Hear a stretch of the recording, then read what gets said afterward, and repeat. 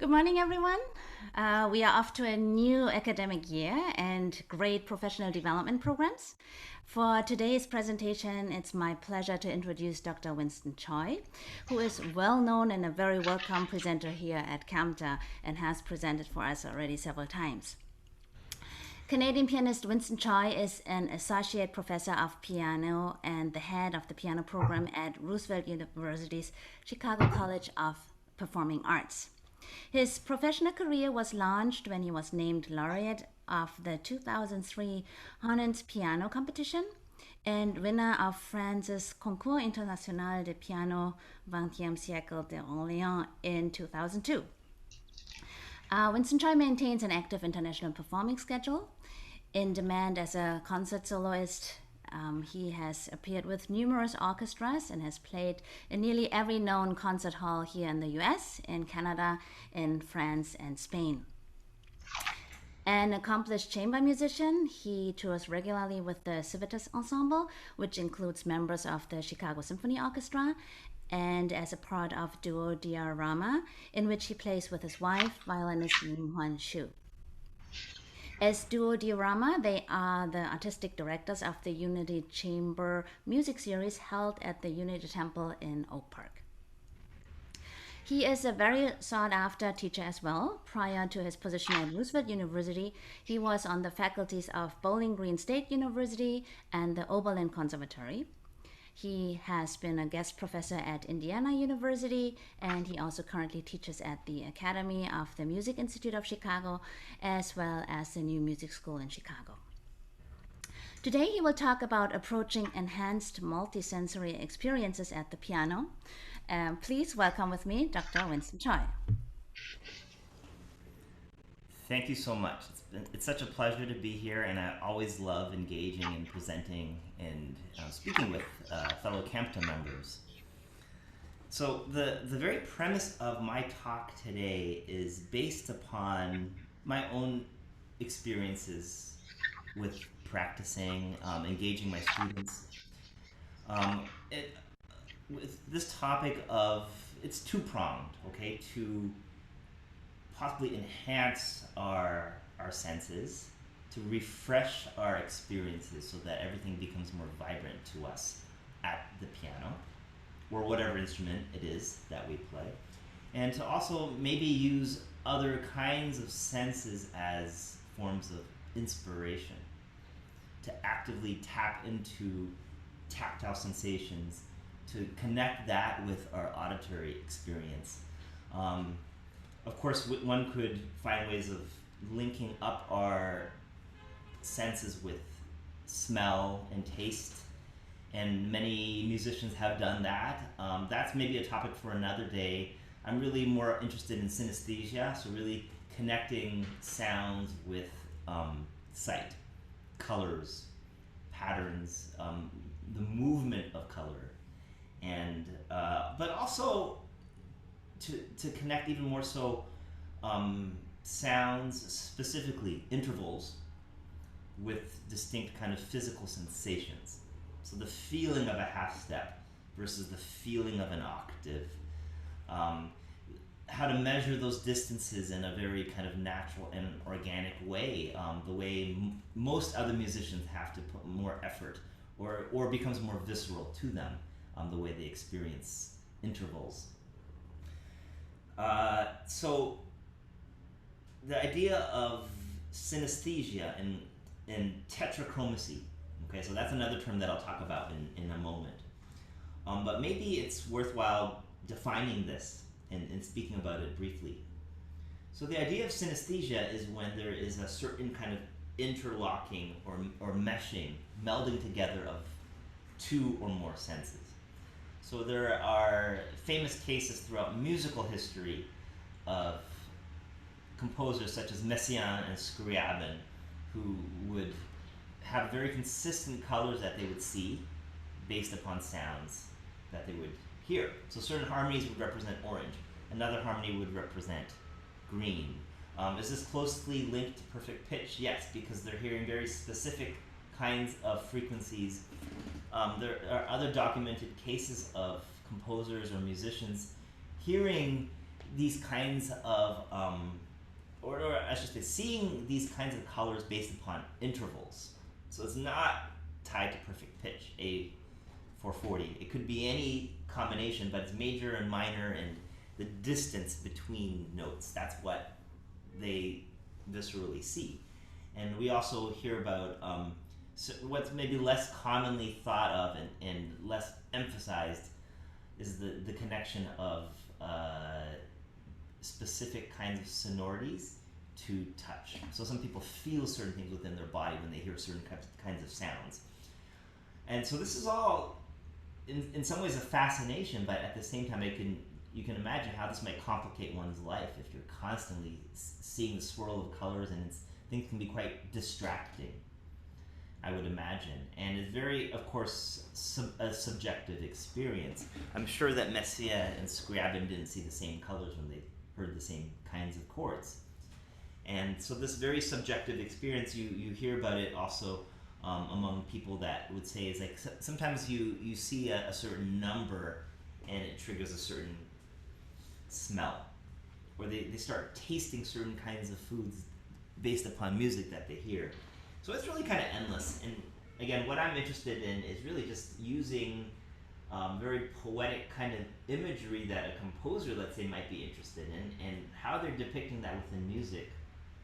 You know, the movement of water, for instance, or the difference between moonlight versus sunlight, and how can we hear that and experience that at the instrument, or the passing of the day, right? Going from dawn to dusk, the bright afternoon sun. How can you actually suggest that with one's piano playing? Of course, very subjective, but it's really the subjective experience for us all individually as musicians when we're creating art.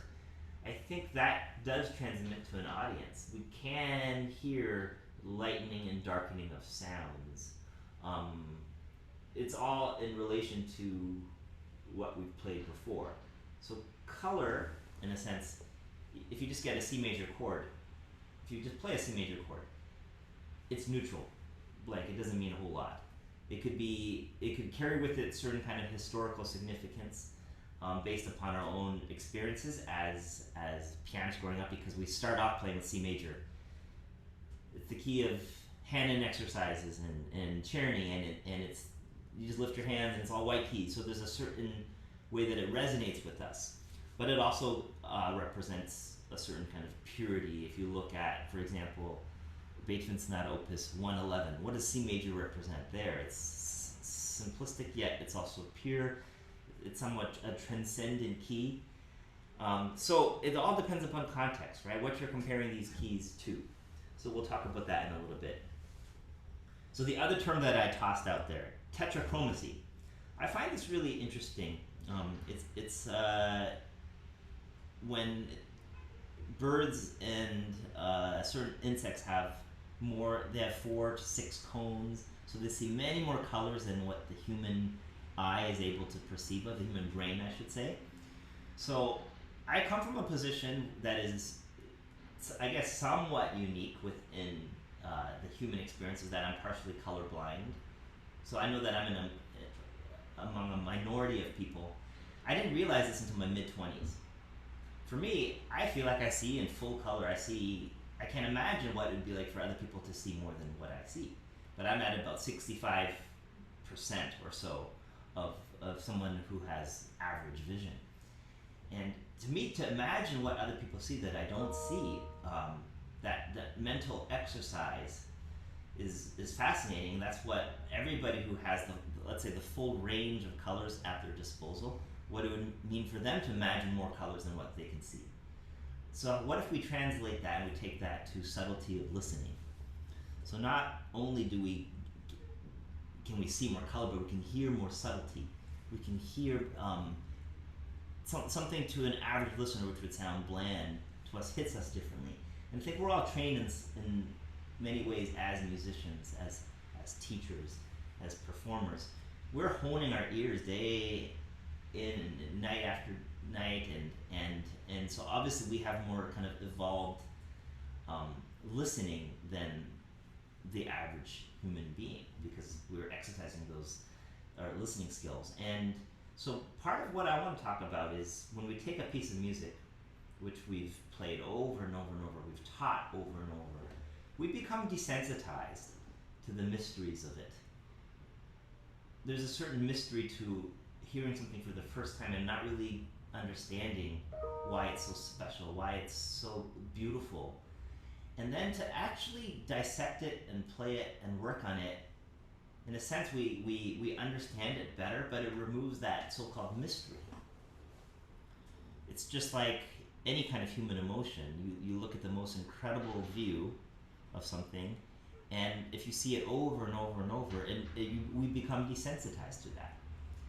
How can we sensitize ourselves? It's sometimes just having a night of sleep and you see that view again. The next day it hits us differently than if we've been looking at it for 8 hours straight. So that's part of what I want to talk about, is also how to kind of try to experience things in a more vivid way at the instruments that we play on.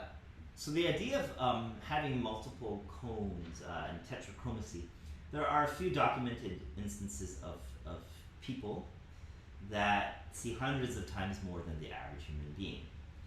And so they can look at somebody and just based upon the skin color get a sense of certain kind of diseases and sicknesses.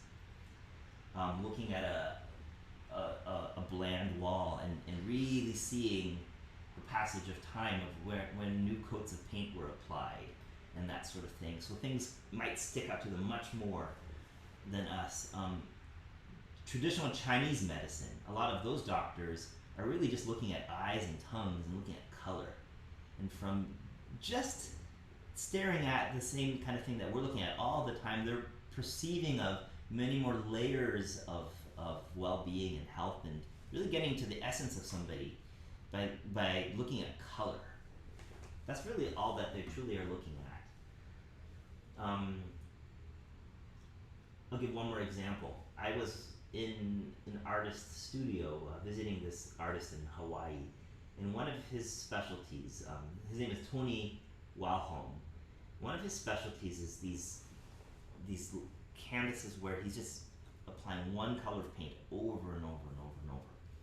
So I saw this really dark blue, and he said this was like a 3 to 4 year project, and someone was purchasing it for probably a price in the 6 figures.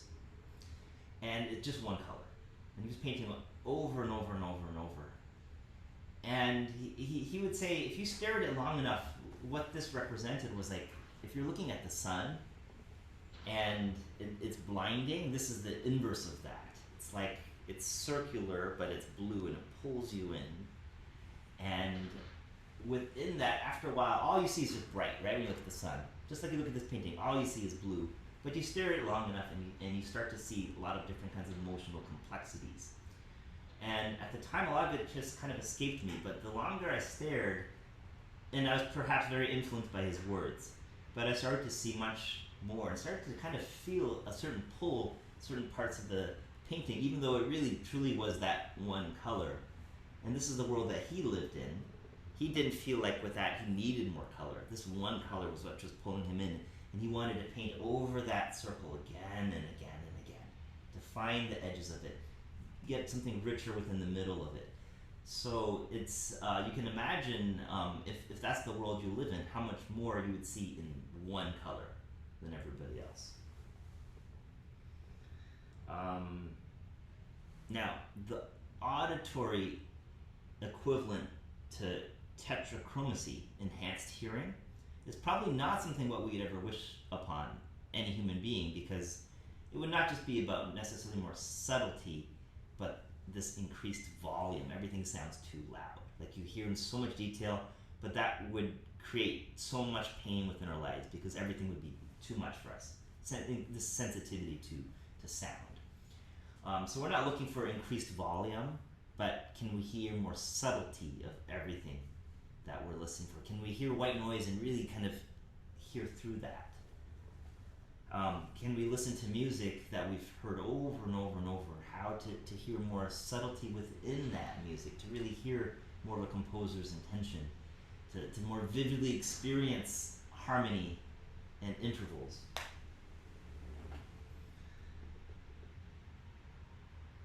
I'll start playing a little bit in just a moment to demonstrate certain concepts that I've played around with. And I'll use a few different musical examples, but one is what you heard me warm up with a little bit, which is Ravel's Ondine. A very imaginative, colorful piece of music. And repetition at the instrument. Okay, I'll start off with this. In order to achieve a certain mastery, success, we need a lot of repetition. There's no shortcuts around that. And I forget the name of that famous book, the author who talks about the 10,000 hours. It's true. We just need that much time for our bodies to assimilate and get used to an instrument, a certain kind of movement and craft. But with repetition, there also comes a certain dulling or even deadening of our senses, right? So we hear something beautiful. I think I'll take the comparison of, let's say, a funny joke. You tell a funny joke, and the first time, it really tickles us, right? And we take a delight in sharing it. You share it with 2, 3 people, and you genuinely experience that happiness. After that, it becomes fabricated, right? We're only laughing because of the response of other people. If we're telling it just to ourselves, we're certainly not laughing any longer, right? I think it's the same with any kind of human emotion. A surprising chord within a piece of music loses its sense of surprise after the first few repetitions, and we're then having to fabricate that emotion, right? And sometimes it's a muscle memory thing. It's like we always play it with a certain kind of a touch, and we're listening for that, and it always seems special to us. That's truly not genuinely special, right? It becomes fabricated emotion, no longer authentic emotion. How can we reinvigorate that? I think through experimentation, by playing music and not taking it to its path, the composer's path, over and over and over, but playing a different version of it, and then playing the composer's version after. So I'll demonstrate this in a moment. Okay. I'll give one more analogy about repetition. It's like tasting wine. If you've had anybody who's gone for wine tasting, it's like we want to cleanse the palate a little bit, right? So that we're not tasting wine just based upon the last wine we tasted. Have a little bit of bread in between, some white bread. I had a very fascinating experience where I was doing some tasting, but it wasn't tasting different wines, but experiencing different wine glasses. So I found that really interesting. It was the same wine in 3 different wine glasses. And of course, just like when you're tasting wine, when the descriptions are so rich, you're flooded with images of what you expect it to taste like. And so this wine was, the shape of the glass would impact which part of the tongue the wine would hit first. The speed with which it would flow into the mouth. That supposedly changes one's experience. Now, there are people that are such wine connoisseurs that they remember wine so specifically from 5 weeks ago, so they can compare a wine they had last summer with a new wine that they're having this winter. I'm not that kind of person. I don't have that kind of palate. So if I have a true comparison, it needs to be back to back with something to cleanse my palate in between. But I found that a really fascinating experience. The subtleties of taste, you can imagine if that's your life and if it's your profession or your hobby, and you get such satisfaction into the shape of a glass in terms of how it affects your wine drinking experience. That kind of subtlety is what I'm fascinated with in all walks of life, with various kinds of endeavors. So I'll use Ravel's Ondine as an example of a piece of music that I've played a number of times and I've taught, and demonstrate certain concepts of how we can deepen our connection to different kinds of senses and also enhance our sensory experience. So, as I was saying, color is very much contextual, and looking at Ondine's opening, which is notorious for its technical challenges, you're playing this oscillating figure that's a little bit lumpy for the hand and has to be very fast and extremely quiet and light. So physically, we get used to practicing the same thing over and over and over, because of course we want to master it. But I found for me, a very kind of fun way of kind of experimenting with the opening is to play it and first of all change the rhythm. What would it have sounded like if Ravel had simply written in alternation?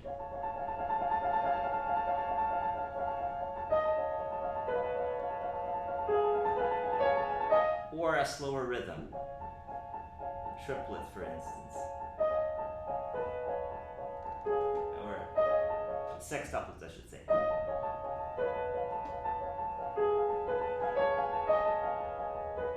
So many generations of pianists would have had so much more success and ease with this Ondine if it was written in that way. But why this kind of very specific kind of shimmering rhythm? If one practices it with a more simplistic accompaniment, you gain a greater appreciation, not just about the technical aspects of conquering the opening, but of hearing Ravel's very specific kind of oscillation. It's this rhythm of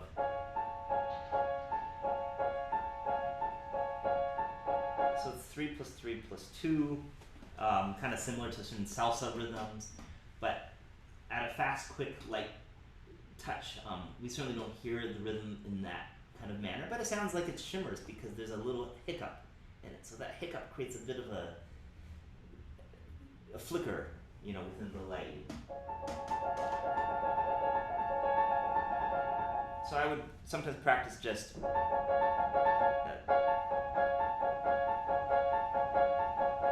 without the flicker, and then the version with the flicker.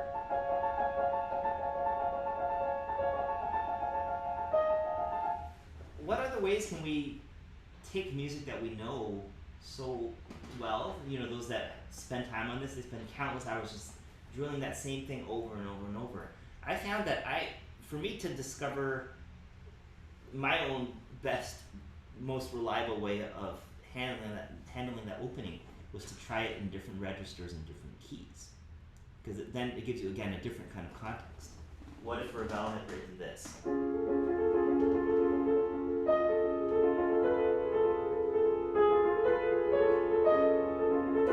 Accompanied all the way down below, right hand crossed over. Or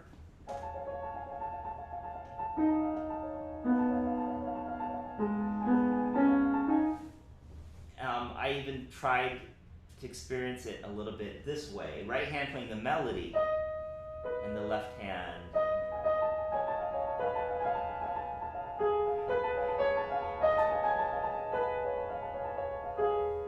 up here. Or, all different registers.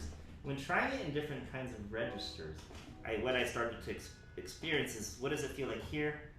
What does it feel like when you reach up? What does it feel like when you cross over? And I started to realize, certain angles make it feel a little bit easier than when it's just right there in front of me. So I started playing around with angling myself in different kind of positions.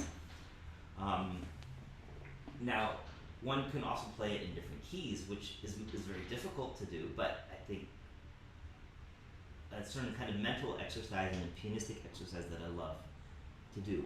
So I'll be slightly sidetracked here as I talk about what it's like to play music that we know in different keys. I think it's really great for the memory because it forces us to have a deeper, more solid grasp of the harmonic structure of something. If you can play something in different keys, you really know it. You're not reliant upon muscle memory. But I use it more as an experiment to see which key feels easiest. So to try this, let's say, instead of starting with C major, C sharp major, C major.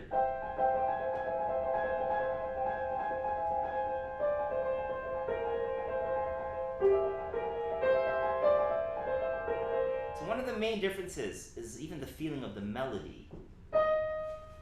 D sharp to B.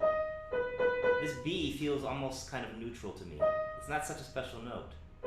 But when I play it in C major / F major, that B flat my hand rises for that B flat. It feels like that's the special note to my hand because it's more unusual, where I kind of lose this. It's not only is it's not elevated within my hand position, but I have to kind of reach down. It's hard to project. It's hard to sing it out. So it naturally is a flatter sound. It deadens ever so slightly. But to play it in D major.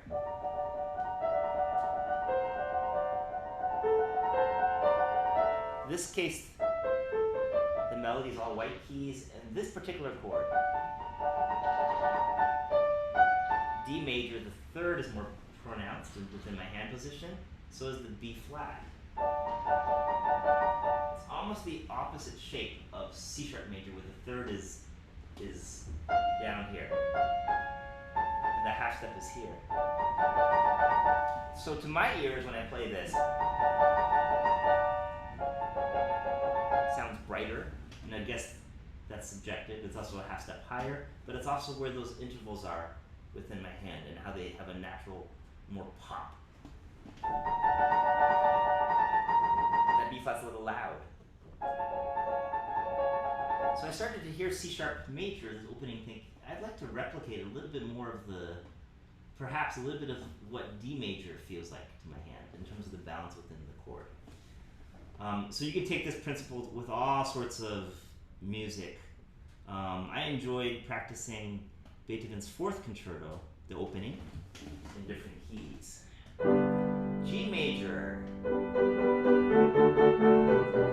it's kind of a blank slate when we have all white keys. There's no real voicing that happens unless we choose to bring up this finger or that finger. Now if I play it in A flat major, what happens? Naturally, we have different shapes of our hand, right? So with those different kinds of shapes, we start to experience it differently. I feel like if I play with a bland hand, like I don't attempt to do any voicing whatsoever, it's a thick, somewhat dull sounding chord because you have a lot of that. And then the third is not very pronounced, so you have to work a little harder to give A flat major a bit of a glow. How about A major? The thirds pop out, they're higher in the hand too, so when you bring the hand down, naturally they sound with more presence. And for me, my favorite key is B major.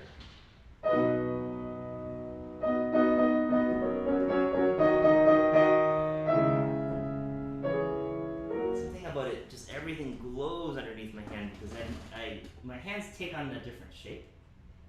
And with that kind of shape, there's a different way that my hand will release. So then going back to G major, and if I compare,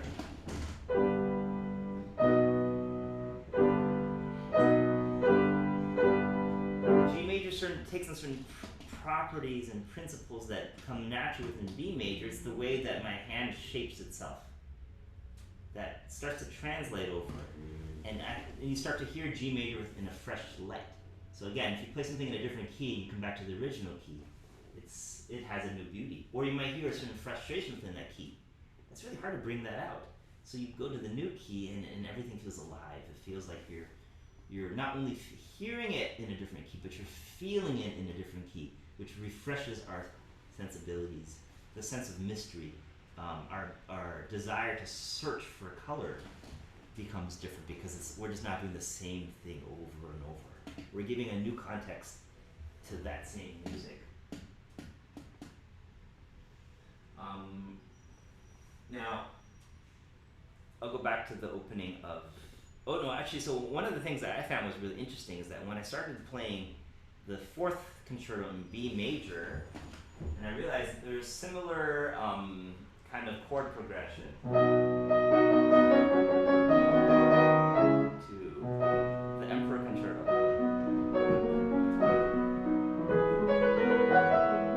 They can even be combined.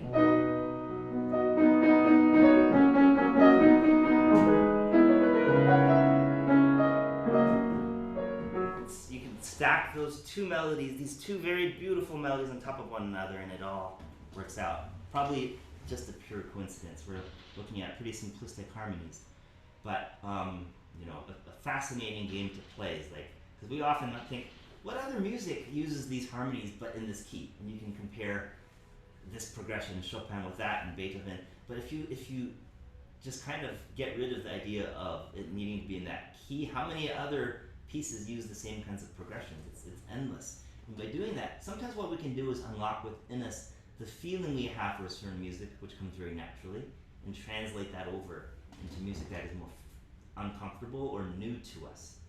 It's the same progressions, but somehow we phrase it differently because of the series of chords and how they lie under our hands. So going back to Ondine, so one of the things that what one can do is, of course, as I was saying, you vary the writing in order to come back to the composer's intentions and see it in a new light. What about if it goes to a different pathway? So let's say instead of the melody doing that, what if it was, or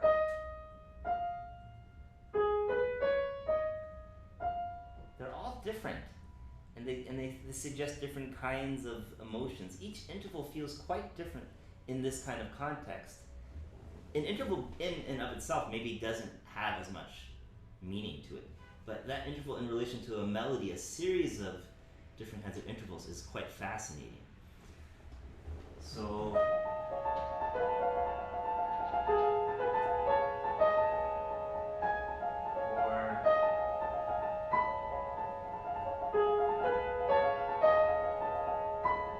or maybe a more dull version.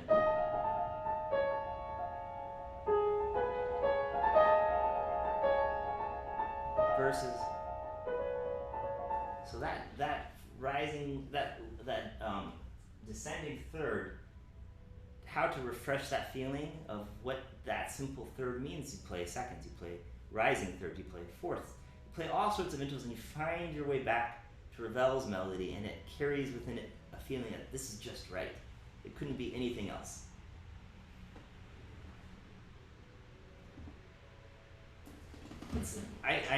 I'll give you another analogy. It's like if you looked at this incredibly beautiful landscape over and over and over, and you take a picture of it and you relive that landscape as your screensaver.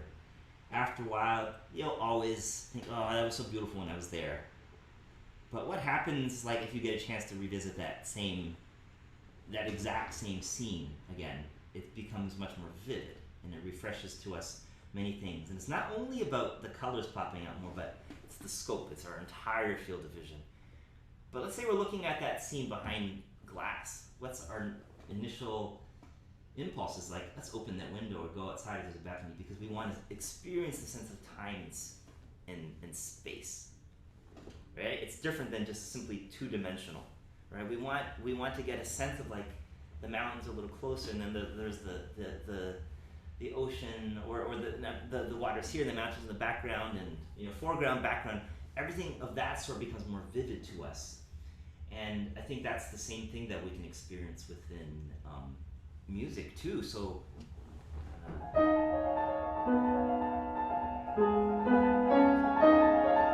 Playing a melody in octaves makes it ring so much more easily, and then what's it like to kind of go back down to that single voice? Now, the opening of Ondine, Ravel uses poetry, and this poetry has very specific kinds of words which we can use to help enhance our interpretation. If we think about how do we suggest it, and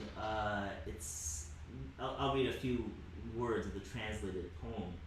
Listen, listen. It is I, it is Ondine, who brushes drops of water on the resonant panes of your windows, lit by the gloomy rays of the moon.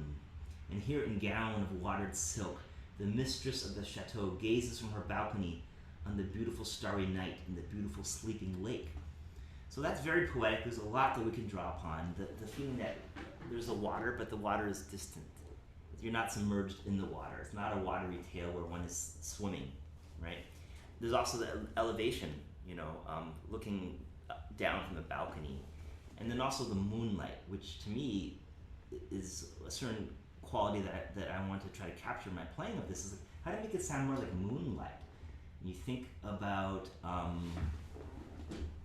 Debussy's Clair de Lune.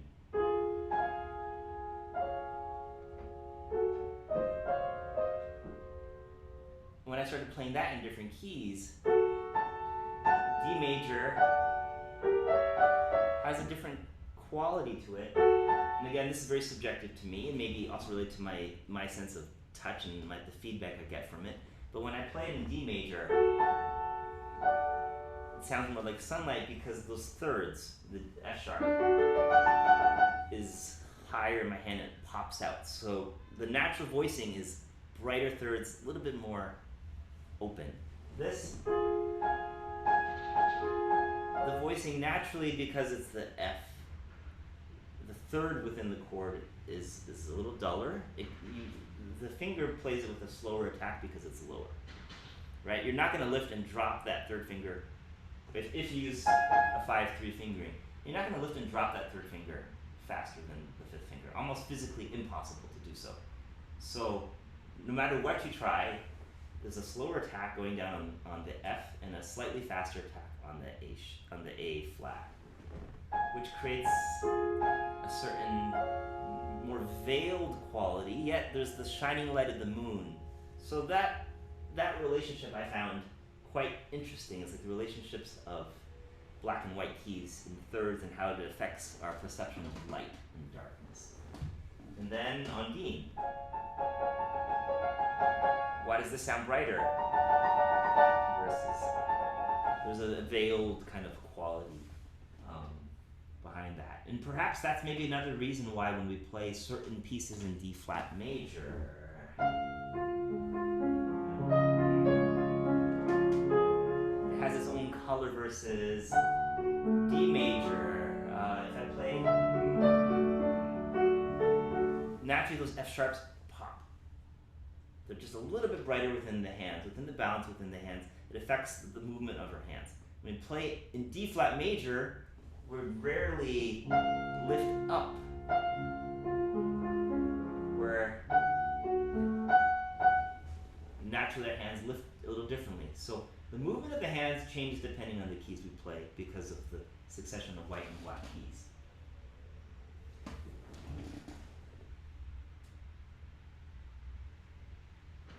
So one more point before I move on to some different phrases.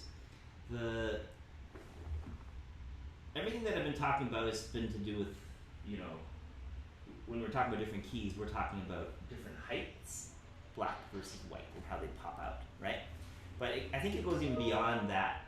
I've often used this experiment with my students. If you are testing like the touch weight of a piano, and you use, let's say, some kind of stationary object, I'm using my phone in this instance, which is not going to be affected by my own abilities to depress a key. So it's just a dead weight dropping.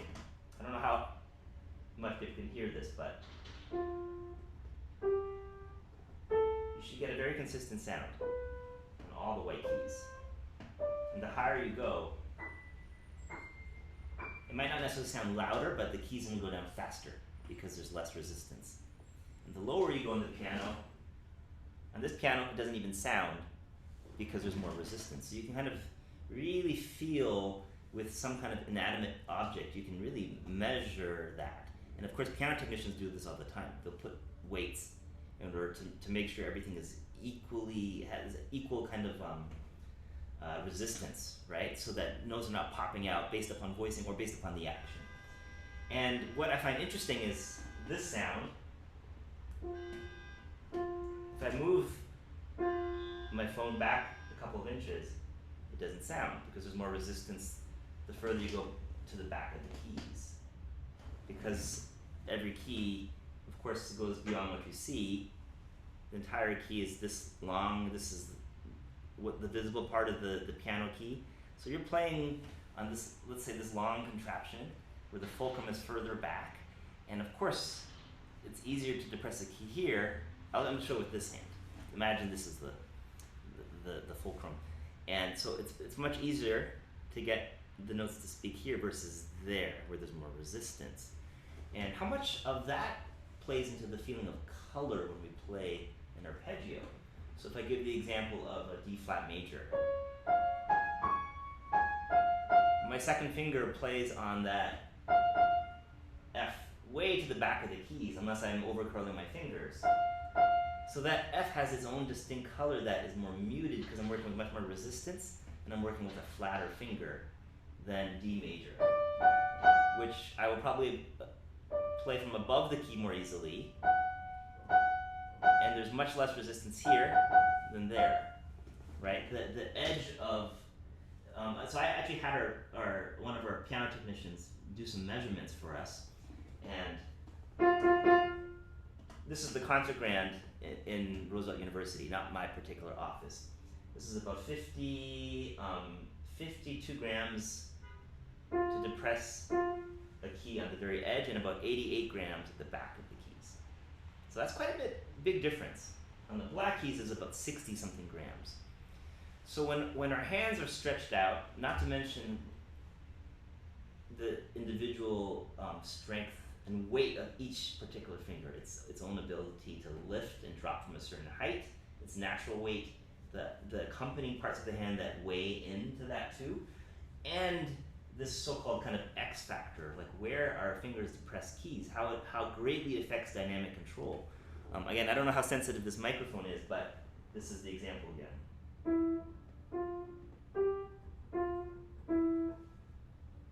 Nothing is sounding with the exact same amount of weight being dropped. So naturally, when we become more accustomed to it, whether we know it or not, we exert a little more pressure to make sure things are going down at the back of the keys, right? So that's another thing that kind of factors into color and how can you not only awaken our sensitivity to things we hear, awaken our sensitivity to touch. So when playing the piano, just the feeling of this versus here. Which shimmer is this? I have to work harder, it's a little bit more stuck into the keys. And so I want to play with this with a more shimmer, so I want to play more on the edge of the keys, where it's lighter, an average of 55 grams of weight to depress versus like 80, 88, or something close to that when my hands are stretched out. And I think that can greatly affect, so not only the region of the keys, but then the angle of the finger plays into that too, right? Because if you're at the back of the keys, you're playing with long fingers. And if the fingers have a little kind of a soft curl, naturally you're withdrawing the hand slightly. It'd be ridiculous to play, let's say if you're playing a E flat major arpeggio, and the fingering we would never play with, thumb on a E flat. That's why it sounds bad, besides the awkwardness of it is that second finger has no strength, right? It's a white key down there, and there's so much more resistance with that long finger. And that's why, of course, we use a fingering where we can kind of center our weight on the thumb. So playing melodies sometimes with different kinds of fingerings and different kind of positioning of our hands along the key can awaken that sensitivity within us. Ideally, we shouldn't be micromanaging any of this kind of thing when we're performing, right? But it's just tools to kind of experiment with as we're practicing. So if I want a feeling of a sound brightening, maybe I go with something closer to this edge, the front edge of the keys, where there's less weight, and not only is it easier to depress the key, it's easier for it to jump, to come back up. It springs up, so there's more natural release. The difference between a trill here versus in there, where there's no articulation, it's legato. And it's really hard to bring it out versus there's natural release there. So if one is playing a passage you want it to sparkle, you play more along the edge of the keys where there's that natural release versus there. You can hear the difference, maybe.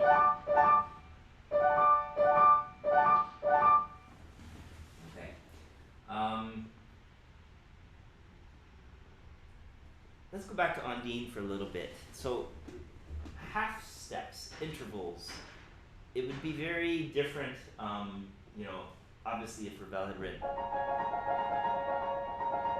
whole step to begin with.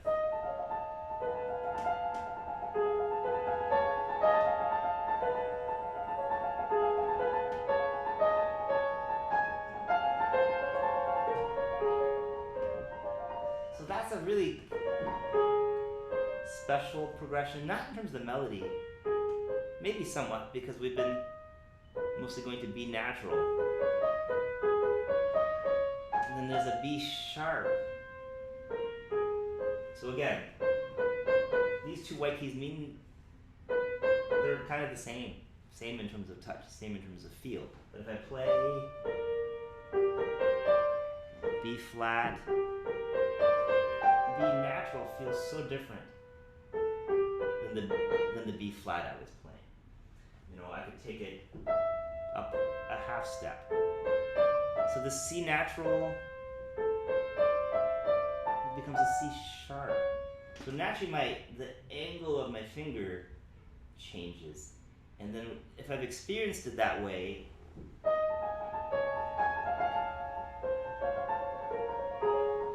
you shine a new light on a progression which you can sometimes take for granted.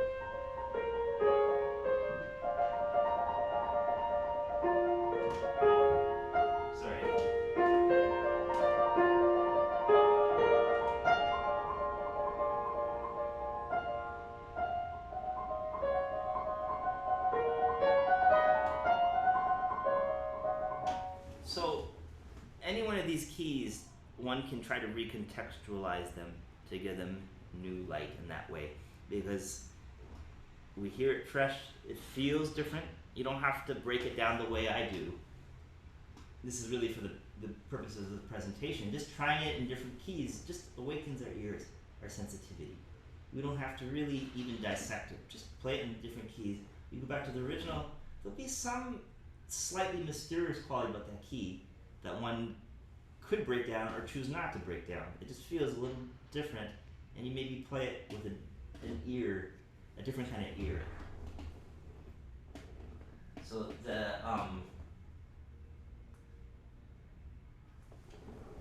idea of half steps,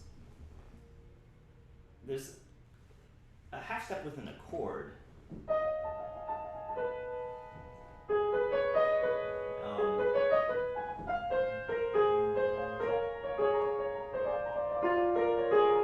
All of these progressions have pretty much whole steps around. The melody, what's surrounding it is an interval, a whole step above and a whole step below. But occasionally we get a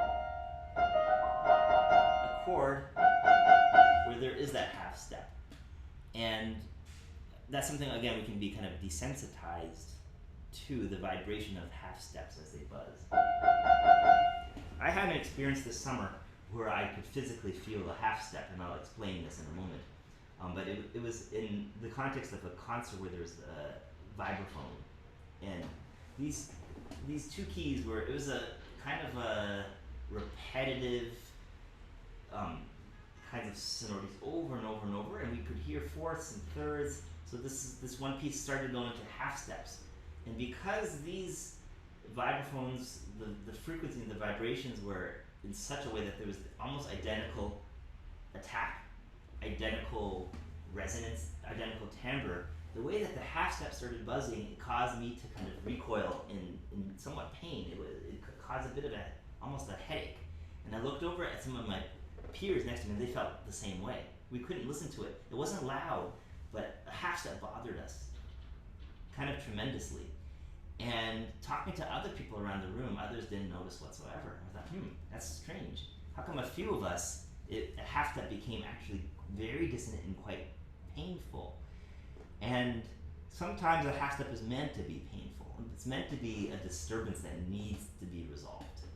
Like, this should really bother us until we get some kind of resolution. Where's it going to go? How do we get rid of this tension, this disturbance within us? Maybe it has to go there, or So this anticipation of resolving half steps. Once we've experienced it a few times that way, maybe this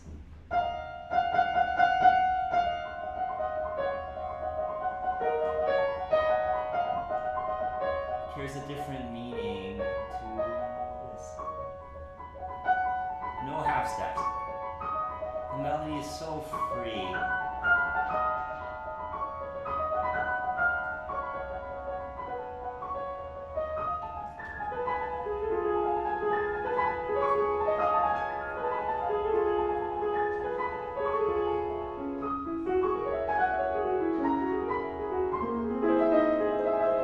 So this takes us to another phrase where we have music that's meant to suggest the movement of water, swirling water. And what Ravel has done, in a sense, is he's made it, the natural textures by themselves already suggest that kind of sense of swirl. There is, it's just a movement of this figure.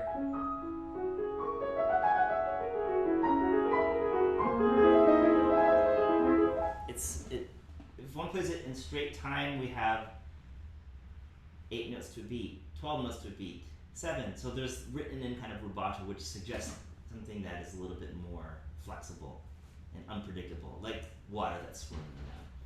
But I started experimenting with, like, how can I let it feel even more watery, but maybe even like frothy and bubbly, and it's waves that are splashing up. How can you give it more of that splash? And it's really the idea of, again, of releasing.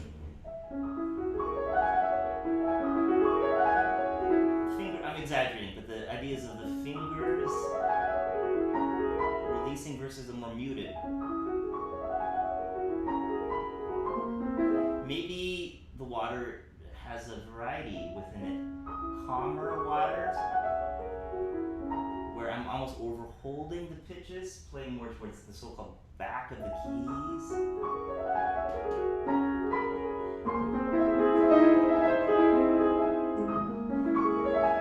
And then when you want it to be more bubbly, releasing more on the edge of the keys. So not just releasing up, but releasing this way.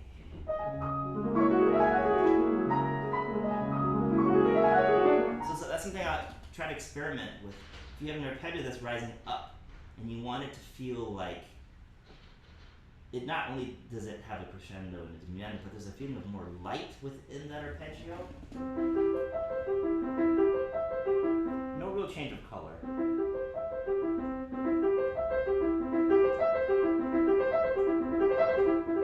That obviously brightens more because it's more articulate, it's lightening up. I could do the opposite.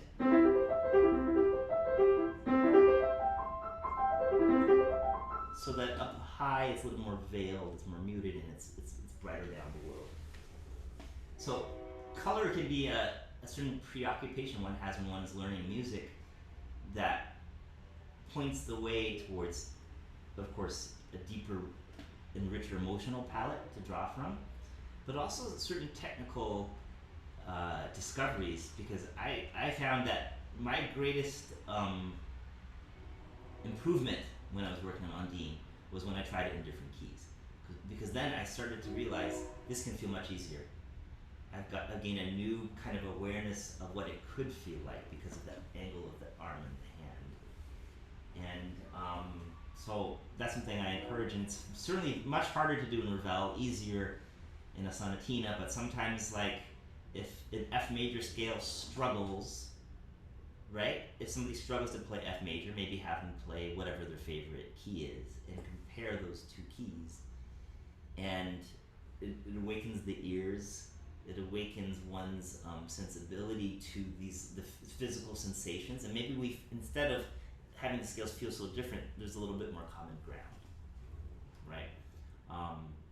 E flat harmonic minor, practice that back to back with B major or whatever would be considered a so-called easier scale, and you just run through this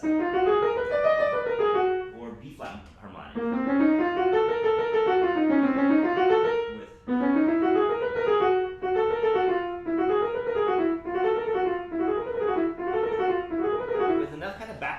the hand naturally starts to kind of find that common ground, and it does what I like to think of as a certain kind of subconscious learning. You don't have to actively like slave away at something. Just by playing something easy, something difficult, back to back to back to back. The hand, the wrist makes these little micro adjustments, and what was once difficult no longer is a difficulty because you're not emphasizing its difficulty. We emphasize its similarity to something that feels much easier within the hand. I think we're just about out of time, so I'll conclude with a few more remarks, and if anybody has some questions, maybe we have a couple minutes. The idea of using synesthesia, and tetrachromacy to enhance us. It's really about finding ways to refresh, to make music making as vibrant as possible, and to look at this instrument, which we spend so many countless hours on. It's the same thing over and over and over, the same repertoire, the same kinds of hands. For me, I find this kind of process of working very revitalizing because I'm seeing new things in objects that I've looked at my whole life, and feeling things. I'll put this in parentheses: feeling with the fingers, and also feeling things differently because I've recontextualized stuff that I've often taken for granted, and that's a special thing. And I remember this one particular incident where I was struggling to find the ideal fingering for something, and when I found it, I kind of played around. What would it feel like if I didn't actually use my favorite fingering? And I'm not saying to do this in the midst of like a really tricky run, but just for like that one beautiful feathered note. What if I withheld that fingering until performance? I only allow myself to experience it once, and that's it. And then the rest of my time I'm craving that fingering, and in concert I allow myself to do it. And it needs to be rehearsed a bit, right? But it's not the majority of my practicing goes to repeating that over and over to make it comfortable. I want it to feel fresh, so I'm saving it for that special moment. And that can be, it's a subtlety that maybe nobody would ever catch, of course, except yourself. But it's ways to rejuvenate the experience for us, so that we're fascinated. When we go to play the same note, I get to try this fingering, I get to use this fingering. And I found that very kind of illuminating for myself. So thank you all for joining. I didn't get a chance to look at some comments in the chat box till now, and yeah, I appreciate all the thoughts from everybody. Yes, thank you. So if there are no other questions or comments, I think, Winston, your presentation was already a success because you see all the comments and questions. You kept us thinking outside the box of different things, what to include. Thank you so much, everyone, for being here. Oh, Thank you, Winston Choi. Thank you so And much. we'll wonderful. see you all back in October.